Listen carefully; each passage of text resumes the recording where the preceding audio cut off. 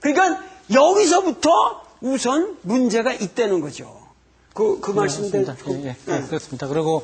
그래서 사실은 지금 다 말씀하셨는데, 우리가 줄기세포가 있다 하더라도, 그걸 우리가 원하는 그런 장기로 분화할 수 있는 능력이 없는데, 더 중요한 거는, 우리가 어떻게 이것이 분화되느냐는 우리가 아직도 이해를 못하고 있는데, 그보다 더 중요한 거는, 설사 언젠가는 알지 모르죠. 이렇게 되게 분화된다.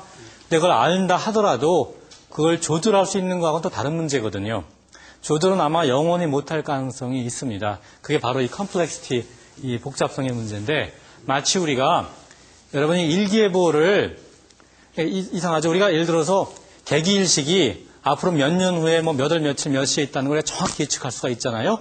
또 할래 해성 같은 해성이 앞으로 몇 년 후에 몇 월 며칠 몇 시 몇 분 몇 초에 딱 나타난다는 걸 정확히 예측할 수 있지만, 그렇지만 그건 200년 후 300년도 예측할 수 있는데, 근데 일기예보 1년 후에 예측하는 거 봤어요?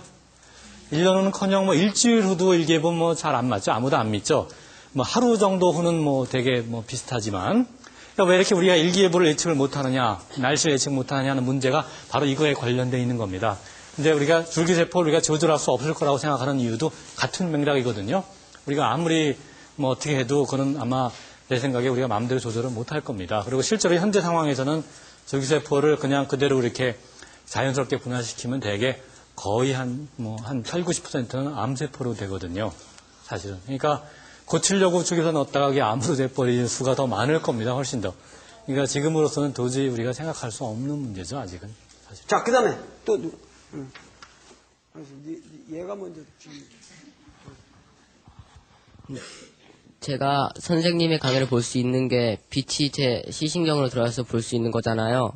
근데 그 빛을 어떤 사람은 광자로 이루어졌다고 하는데, 그 광자는 질량이 있는지, 그리고 질량이 있다면 그 광자는 어떻게 초속 30만 킬로미터로 달릴 수 있는지, 또 부피가 있나요? 그 부피가 있다면 그 블랙홀이 빛을 빨아들이잖아요. 그럼 그 블랙홀의 중심이나 어느 층에는 빛들이 응집되어 있지 않을지, 그리고 질량이나 부피가 둘 다 없으면 도대체 어떤 개념인지 궁금합니다. 와, 엄청난 질문을 했어요. 박수 한번 해줘, 격려로. 지금 질문이, 그러니까 빛이 질량이 있냐, 근데 있다면 어떻게 30만 킬로미터 퍼츠로 달릴 수 있냐고 했는데, 질량이 있으면 30만 킬로미터 퍼츠로 달릴 수 없어요? 그렇게 생각하는 것 같은데, 질문을 들어보니까. 제가 틀렸는지 모르겠지만 상대성 이론에서 그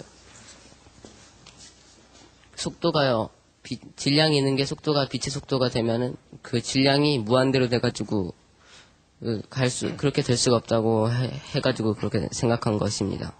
그러면 답도 나온 거잖아요. 그러니까 질량이 있으면 30만 킬로미터 퍼 초로 달릴 수 없다고 그랬으니까 빛은 분명히 30만 킬로미터 퍼 초로 달리니까 따라서 빛은 질량이 없다라는 얘기네요. 그게 답이에요. 그러니까 포톤이라고 우리가 부르는 비달이라고 말하는데 혹은 한자말로 광자라고 하는 그런 질량이 없어요. 질량이 없거든요. 질량이 없고 에너지만 갖고 있는 거죠. 그것이 이제 맞는 얘기고, 그래서 30만 킬로미터 퍼 초로 달릴 수 있는 겁니다. 질량이 없다는 거는 관성이 없다. 그렇죠. 예. 그 속도는 정확하게. 속도는 있죠. 예. 속도는 반드시 그러니까 질량이 없기 때문에 속도를 사실 30만 킬로미터 퍼 초로 달릴 수 있는 겁니다. 조금 더 정확히 표현하면은 여기서 질량이라고 하는 거는 조금 어려운 개념이지만 정지 질량이거든요. 그러니까 이게 바로 상수성 이론의 결과지만 어떤 물체가 이렇게 가만히 있을 때 하고 이것이 움직일 때 하고는 질량이 다르게 되는 거죠. 움직일 때 우리가 질량을 재면 질량이 더 커지는 거거든요. 정지했을 때에 비해서.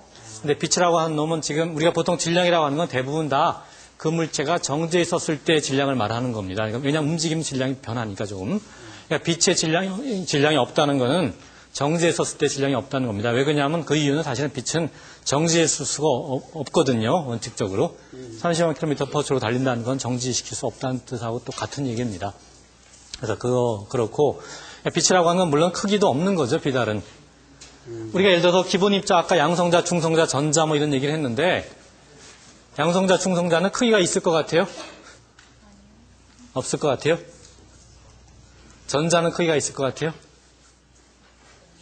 그러니까 우리가 그렇게 굉장히 작은 기본 입자의 입장에서는 크기라고 하는 것이 상당히 어려운 개념이 됩니다, 사실은. 근데 이제 크기가 있느냐 없느냐라고 하는 것은 그것이 어떤 속의 구조를 가지고 있느냐 아니면 구조가 없이 그냥 점이라고 봐도 되느냐 하는 그 차이인데 우리가 현재 우리가 알고 있는 표준 이론을 생각하면 전자라고 하는 것은 구조가 없기 때문에 전자는 크기가 없다고 생각할 수 있는 거죠. 그런 의미로. 반면에 양성자, 중성자는 구조가 있다고 생각할 수 있기 때문에 양성자, 중성자는 크기가 유한하게 있다라고 생각할 수 있는 거죠. 그리고 아까 블랙홀 얘기를 했는데 검은 구멍이라고 하죠. 블랙홀. 블랙홀이라고 하는 거는 사실은 물질이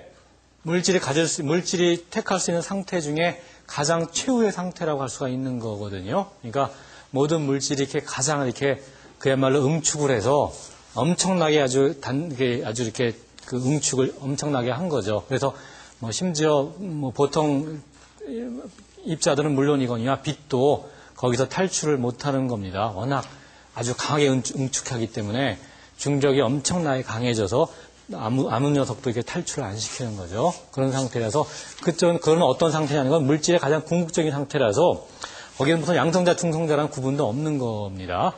양성자, 중성자, 전자 이런 구분도 없는 거고 거기에는 그냥 그야말로 질량과 몇 가지 성질만 있을 뿐이에요. 그러니까 뭐 블랙홀에 어떤 뭐 얼굴도 없고 뭐 특별히 다 다른 모습도 없고 다 블랙홀은 다 블랙홀이라는 얘기입니다. 이렇게 어떤 특징이 없고 다만 블랙홀의 전체 질량이라든가 뭐 블랙홀의 전하라든가 뭐 블랙홀의 뭐 가운동량이나 표현할 때 뭐 그런 몇 가지 성질만 있고 나머지는 다 똑같다는 거예요. 왜냐하면 물질의 상태가 뭐 변화가 특별하게 차이가 없는 거거든요. 완전히 다 이렇게 그야말로 뭐 모든 게 다 끝난 상태인 거죠. 한마디로 말해서. 하여튼 오묘하네. 나도 잘 못 알아듣겠는데. 오묘해. 하여튼 이 물리학의 세계가 우리가 알고 있는 이 물질적 세계가 우리가 뭐 블랙홀이니 뭐 이런 말 흔히 잘 쓰고 있지만은 그런 거에 대해서도 조금 더 전문적이고 본질적인 지식을 여러분들이 가졌으면 좋겠어요. 그래서 선생님 말씀은 오늘 대략적인 거지만 더 깊게 여러분들이 정확하게 그걸 이해하는 방향에서 그 책도 보고 쉽게 쓰여진 해설서가 많을 거예요. 그래서 그런 관심을 가지고 좀 공부를 하고 또 하나 내가 얘기하고 싶은 거는 그 젊은 학생들 중에서 그 물리학의 뭐 블랙홀이라든가 뭐 상대성 이론이라든가 이런